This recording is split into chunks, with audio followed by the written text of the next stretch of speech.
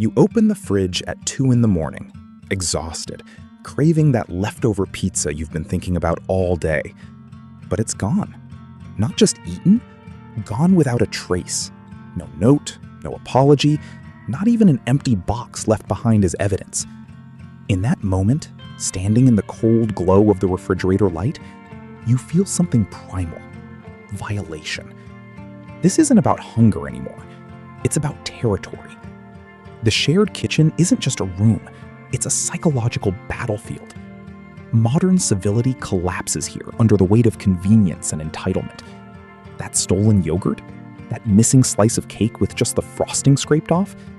These aren't mere inconveniences. They're power moves, territorial markings, proof that even in our most intimate living spaces, we're constantly negotiating the fragile boundaries between mine and ours. The unspoken social contract that holds civilization together, it breaks down completely when 4 strangers share one fridge. But here's where it gets darker.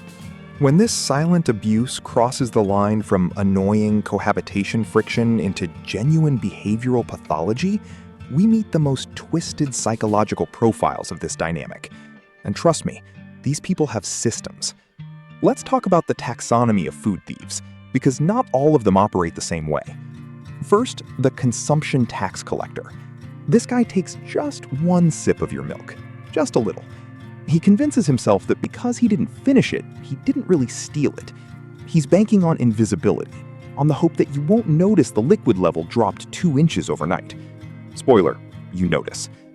Then there's the phantom replacement buyer, perhaps the most infuriating species. This person creates a unilateral line of credit based on empty promises. I'll buy you another one, they say. And they might even mean it in that moment. But when they do replace your organic almond milk, it's with the cheapest store-brand version they could find. As if all liquids are fungible commodities. As if you can't taste the difference between your $12 oat milk and their dollar store water paste. And finally, the apex predator, the opportunistic chef. This creature doesn't just steal your food. They steal your expensive ingredients, your truffle oil, your imported spices, your grass-fed butter. They use these to cook an elaborate meal for themselves. And then, here's the psychological jujitsu. They demand gratitude. I cooked for the house. You're supposed to thank them for burglarizing your pantry. The mental gymnastics required to justify this behavior is Olympic level. But this cognitive distortion only gets worse when the victim decides to fight back. Because when you try to take justice into your own hands, you open an abyss of physical consequences and legal dangers that nobody anticipated. And that's where people make the biggest mistake of their lives. Here's where things get dark. You've been stolen from repeatedly. You're angry. You're tired of confrontations that go nowhere. So you hatch a plan. You'll spike your own food with laxatives, or hot sauce so intense it requires a warning label. Maybe you'll use food coloring that'll turn their mouth blue for days. You label it clearly with your name, you put it on your designated shelf, and you wait for justice to arrive in the form of gastrointestinal chaos. Except here's the legal nightmare most people don't see coming. The moment you booby-trap your food with intent to harm the thief, you stop being the victim, and you become the criminal. In the eyes of the law, this is assault, potentially poisoning, depending on jurisdiction and severity. It doesn't matter that it was your food in your space. The law recognizes something called the duty not to harm, and it supersedes property rights when physical injury is involved. Courts have consistently ruled this way. If you adulterate food knowing someone else will consume it, you're liable for any harm that results, even if that person had no right to eat it in the first place. Your property rights don't nullify another person's bodily integrity, no matter how justified your anger feels. The legal precedent is crystal clear. You can't set traps for humans, even thieves, even in your own home. So, if physical retaliation lands you in criminal court, what does the law actually say about the original crime? What happens when you call the cops and say, "Someone ate my sandwich"? Picture this. You dial 911. The operator answers. You say, "I need to report a theft." They ask what was stolen. You say, 2 slices of deli ham. There's a pause. A long pause. Then they ask if you're joking. Because here's the reality. Technically speaking, stealing food is larceny. The legal elements are all there. Unauthorized taking, personal property, intent to permanently deprive. Your 3 slices of cheese meet that definition just as much as a stolen car. But the system doesn't care. Not because it's not a crime, but because it's not worth their time. Prosecutors have limited resources. Court systems are backlogged for years. Nobody's spending thousands of taxpayer dollars to pursue a case over $2 of deli meat. The math doesn't work. Police won't take a report, prosecutors won't file charges. The state washes its hands of these minor thefts, not because they're not real, but because they're not worth the institutional bandwidth. So you're stuck, technically victimized by a crime, but with zero recourse. The criminal justice system has abandoned you to fend for yourself. And that's when things get weird. Because when formal systems fail, people build their own. And the surveillance state comes home, literally. Go on Reddit, subreddits like r/badroommates or r/legal advice. You'll find psychological thrillers disguised as housing complaints. People installing mini fridges in their bedrooms, chained, padlocked, treating their apartment like a Cold War bunker. Others hide cameras in phone chargers, in smoke detectors, gathering video evidence to counter shameless lies. Because even when caught red-handed, these thieves will look you in the eye and deny everything. Then there's the legendary case that broke the internet. A new mother storing breast milk in the shared fridge, clearly labeled. Her male roommate drank it. When confronted, he didn't apologize, he threatened to sue her for contamination, for emotional distress. Let that sink in. He stole her bodily fluids and then positioned himself as the victim. The audacity reached levels that shouldn't be physically possible. But here's what all these stories reveal. It's not just about missing food. It's about the destructive capacity of the liar to warp reality when confronted. And that psychological warfare? That's when the theft becomes something far more sinister than hunger. It becomes a full-scale attack on your sanity. You finally catch them. You have evidence, video, witnesses. There's no way to deny it. And here's what happens next. They don't apologize. They don't offer to pay you back. Instead, they deploy a psychological weapon, gaslighting. They flip the script entirely. Suddenly, you're the problem. You're seriously gonna fight over one egg? That's pathetic. I can't believe how selfish you're being over something so small. I was hungry. Where's your empathy? They reframe your legitimate grievance as pettiness, as a character flaw, as a betrayal of the communal spirit. They make you feel guilty for defending your own boundaries. This is textbook manipulation. And it works, because now you're second-guessing yourself.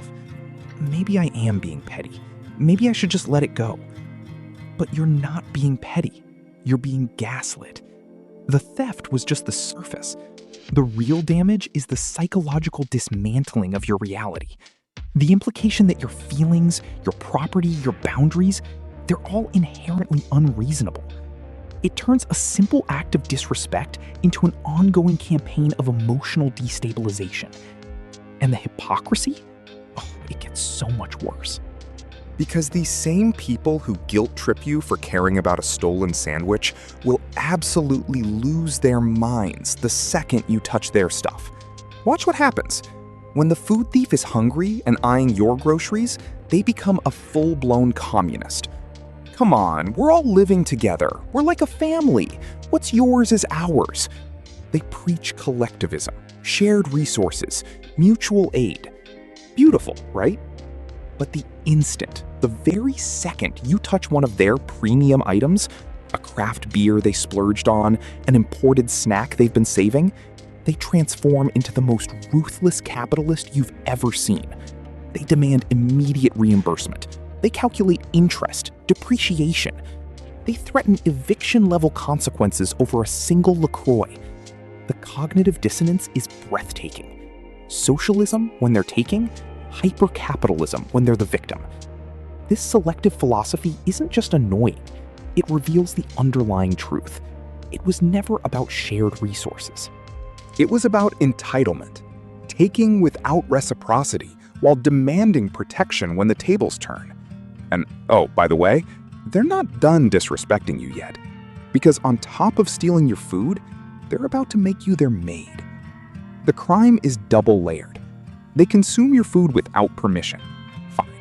But then they leave the empty package on the counter, the dirty dish in the sink, the greasy pan soaking indefinitely, as if cleaning it would somehow implicate them in the theft. This isn't carelessness, it's territorial marking, a demonstration of complete contempt for your time, effort, and money. You're paying twice, once for the groceries, again in labor to clean up after their unauthorized feast. Behaviorally, this signals dominance. It says, I can take what's yours and you'll even clean up after me. It's the same dynamic as an animal marking territory, except it's happening in a supposedly civilized shared living space. The disrespect is structural, intentional, deeply corrosive to any hope of functional cohabitation. So at this point, you're done. Morality failed. Communication failed. Maybe it's time to lawyer up. But can a piece of paper actually fix what basic human decency couldn't? When moral boundaries collapse, people turn to contracts. Some landlords now include cohabitation terms in lease agreements. These clauses stipulate fines for repeated violations. Even grounds for eviction if things get bad enough.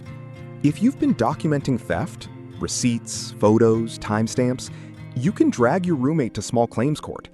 It's not criminal, it's civil. You're seeking restitution for documented damages, and people have won, especially when they prove a pattern and quantify the harm. But here's the thing, even winning doesn't fix the relationship.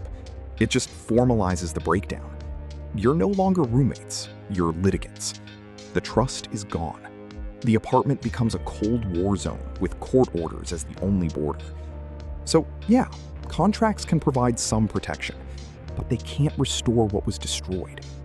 And honestly, by the time you're filing legal paperwork over stolen turkey slices, the real lesson has already been learned. So here's the verdict. Yes, stealing food from a shared fridge is technically theft, but in practice, it's a test of social survival. The law won't save you. The police won't come. The courts won't care unless you document everything and escalate to civil claims. What you're left with is this. The shared refrigerator is a microcosm of society itself, a space where laws are too granular to enforce, where institutions are too overburdened to intervene, where only three things preserve peace. Character, clear communication, or a mini fridge with a padlock inside your bedroom. Because in the end, the fridge wars aren't about food. They're about whether we're capable of living together without devolving into animals the moment convenience conflicts with integrity.